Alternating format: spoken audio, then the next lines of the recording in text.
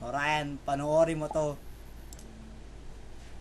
How to lubricate a Rubik's Cube.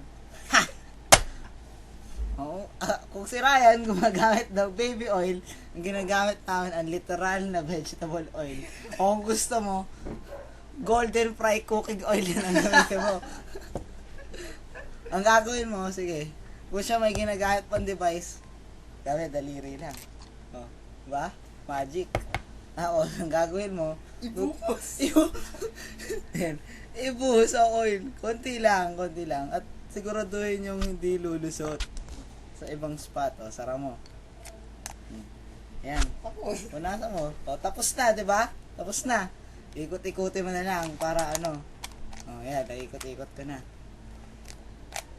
Ayan, nabuo pa ka. O, tignan mo. O, ikot-ikot mo lang. Kakalat-kalat din yung oil dyan. No, yan na.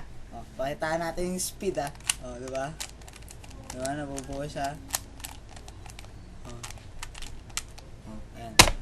Ayan, nalubricate na yung Rubik's Cube. O, Ryan, yung parang tanga mong video, wala dito sa mas parang tanga kong video.